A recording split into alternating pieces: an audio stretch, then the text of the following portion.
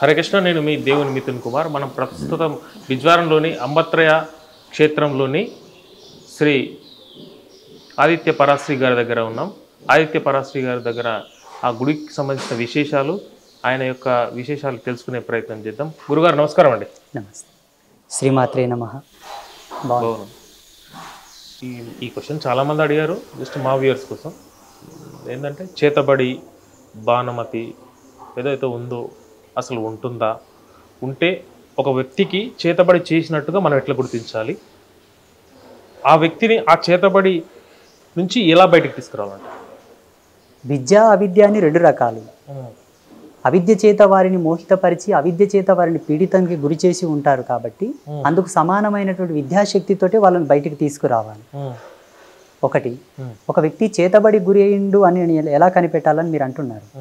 ముఖంలో తేజస్సు తగ్గును, ఎన్ని ఔషధాలు వాడినా బాడీలో ఇంప్రూవ్మెంట్ ఉండదు, ఎంత తిన్నా ఆయనకు మనశ్శాంతి రాదు, శరీరానికి శక్తి ఉన్నట్టుగా అనిపించదు, ఎంత తిన్నా ఎంత ఎనర్జెటిక్ ఫుడ్ తిన్నా కూడా శక్తి వంచన అంటే శక్తి లేని వాళ్ళలాగానే అయిపోతుంటాడు, ఆయన నిస్సత్తుగా అయిపోతుంటాడు. ఇవన్నీ కూడా చేతబడి లక్షణాలే. ఇవి ఆరోగ్య దృష్ట్యా ఎవరైనా ఏమైనా చేసి ఉంటే ఎంతసేపు ఉన్న ఆయన కాళ్ళు చేతులు నడవడిక అంతా కూడా ఆ మరణ సంకేతానికి దారి తీసినట్టుగా కనిపిస్తూ ఉంటాయి. ఆయనకు ఆ సిమ్టమ్స్ కనిపిస్తూ ఉంటాయి. చేతగాకపోవడం, పనిచేయడానికి కూడా చేతగాకపోవడం వల్ల హోదాపరంగా దెబ్బతీసే వాళ్ళు ఉంటారు. ఏ పని చేసినా ఫెయిల్ అయిపోవడం, ఎక్కడ పెట్టుబడులు పెట్టినా లాస్ అయిపోవడం, విద్యా మేధస్సు ప్రకారం కూడా దెబ్బతీసే వాళ్ళు ఉంటారు. ఎంత పెద్ద సిస్టమ్ను మనం ముందు పెట్టుకున్నా అది డిస్ట్రాయిడ్ అయిపోవడం, ఎంత పెద్ద చదువు చదవాలని ఎంత కాన్సన్ట్రేషన్ చేసి చదవాలనుకున్నా అది నెతికెక్కకపోవడం, ఫెయిల్యూర్ అవ్వడం, మార్క్స్ కరెక్ట్ రాకపోవడం, కొన్ని సిమ్టమ్స్ ఉన్నాయి.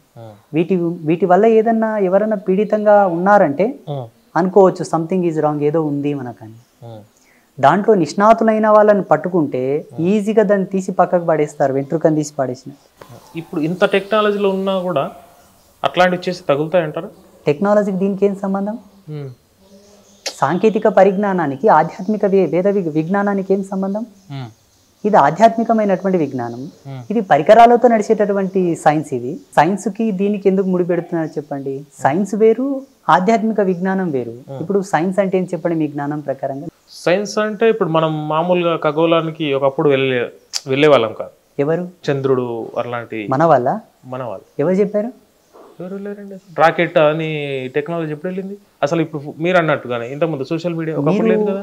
ఒక పరికరం మాధ్యమంగా వెళ్ళాలని కోరుకుంటున్నారు కాబట్టి మీకు ఇంతే అర్థమైపోయింది. ఒకవేళ పరికరం మాధ్యమంగా ఒక వాహకంగా వెళ్ళాలనుకోవాలని మీరు అనుకుంటే పుష్పక విమానాల గురించి ఎన్నో శాస్త్రాలు ఉన్నాయి కదా. రామాయణ కాలంలో కూడా ఉన్నాయి. సెకండ్ పాయింట్, పుష్పక విమానాలే పక్కన పెడితే గగనచరం చేసిన వాళ్ళు ఉన్నారు, గాలిలో నడిచిన వాళ్ళు.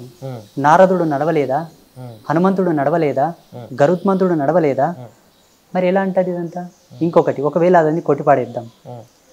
జ్యోతిష విజ్ఞానాన్ని భూమికి సూర్యునికి మధ్యలో ఉండేటటువంటి ఆ గ్యాప్ ఏదైతే ఉందో ఆ దూరంని మనకు హనుమాన్ చాలీసాలో చెప్పారు కదా. ఎలా చెప్పగలిగారు? తపోశక్తి మేధస్సు నుంచి. మీరు వెళ్ళారా లేదా అంటున్నారు కదా. సరే, ఇప్పటికీ జ్యోతిష్యంలో సూర్యగ్రహణ చంద్రగ్రహణాల గురించి చెప్పి ఉన్నారు. ఎలా చెప్తారు వాళ్ళు? ఇప్పుడు రేపు వచ్చే సూర్యగ్రహణం గురించి ఉన్నది, ఇప్పుడే రాసి ఉన్నది. వచ్చే నెల సూర్యగ్రహణం ఉందని ఇప్పుడు రాసి ఉంది. ఇక్కడ రాసిన దానికి అక్కడ గ్రహణం పడుతుంది కదా. మరి ముందే వెళ్ళి జ్యోతిషులు అక్కడ రీసెర్చ్లు చేసి వచ్చి ఇక్కడ రాసినరా, లేకపోతే వీళ్ళు రాసిన దానికి అక్కడ గ్రహణాలు పడుతున్నాయా? అప్పుడున్న తపస్సు మేధాశక్తి నుంచి ఏదో ఒకటి వెళ్ళారా లేదా? అంటే భౌతికంగా వెళ్ళడం అంటే ఇది ఒక టెక్నాలజీ. చూడండి, టెక్నాలజీ అనేది కేవలం ఒక పరికరాత్మకంగా నడిచేది మాత్రమే. సృజనాత్మకమైనటువంటి శక్తి ప్రేరణ అందులో లేదు. కరెంట్ ఉంటే తప్ప నడవదు నీ కంప్యూటర్. దాని మీద ఎప్పుడు ఆధారపడొద్దు, దాని మీద ఎప్పుడూ ఆధారపడొద్దు.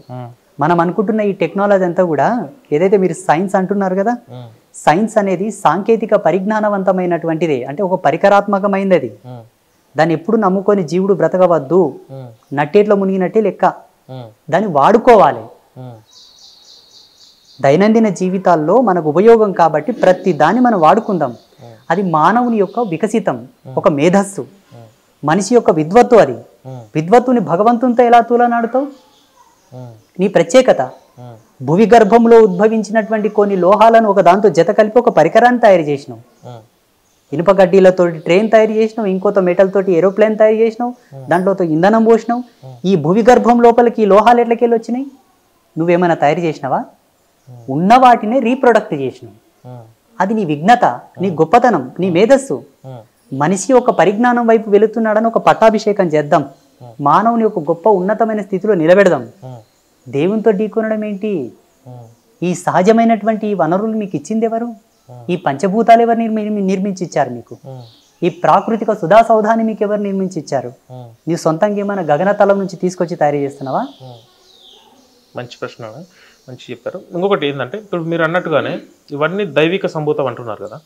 ఇప్పుడు హేతువాదులు, దేవుని నమ్మని వ్యక్తులు, ఇదొక డిజైన్ చేయబడింది తప్ప అసలు దేవుడు అనేవాడు ఇక్కడ రూపం లేదు, నేను ఒక మెజర్మెంట్కు దేవుడు నిలవడట్లేదు అంటున్నారు కదా. సైన్స్ చెప్తుందండి, energy's not a destroyed and not a made అని చెప్పేసి సైన్సే చెప్తుంది. శక్తిని ఎవరు నాశనం చేయలేరు, ఎవరు ఉత్పత్తి చేయలేరు అని. ఇక్కడ దైవమే కదా శక్తి అంటే. సర్వ స్వతంత్ర తంత్ర శక్తి అని ప్రతిరోజు అమ్మవారికి 16 ఉపాంగ మంత్రాలతోటి ముద్రలేస్తాను నేను. సర్వ స్వతంత్ర తంత్ర శక్తి, ఇచ్ఛా క్రియా జ్ఞాన శక్తి, సహజ శక్తి, నిజశక్తి అని నేను రోజు అమ్మని స్తుతిస్తాను. దీని నిర్వచనం ఏంటో తెలుసా? సైన్స్ ఏడవై ఆగుతుంది అదే ప్రమాణం కాదు. మళ్ళా అంతకన్నా కోటాను కోట్ల అతీతమైన తత్వమే భగవతత్వం. నీ మేధస్సుకి ఎన్నడు దొరకాలయ్యా? ఆనాడు గణపతికి కుమారస్వామికి తల్లిదండ్రులు ఒక పరీక్ష పెడితే ఇప్పుడున్న మానవునిలాగా అనాలోచితంగా ఆవేశపడ్డవాడు కుమారస్వామి అంతా తిరిగి వచ్చాడు. ఆధ్యాత్మికమైనటువంటి ఋషుల జ్ఞానంతో ఉండేవాడు గణపతి తల్లిదండ్రుల చుట్టూ తిరిగి భూప్రదక్షిణ చేసిన నాకు అగ్రతాంబూలం ఇయ్యండి అని అన్నాడు. ఈ జ్ఞానాన్ని ఋషులు స్మార్ట్గా పట్టుకున్నారు. ఈ బ్రహ్మాండాన్ని వడబోయాలంటే మన శారీరక శక్తి సరిపోదు, మనోశక్తి సరిపోతుంది. మనోశక్తి అంతరిక్ష ప్రయాణం కాదు, అంతర్మదన ప్రయాణం కావాలని చెప్పేసి తపస్సులో కూర్చున్నారు. తపోబలము చేత ఎన్నో అద్భుతాలు జరిగినాయి.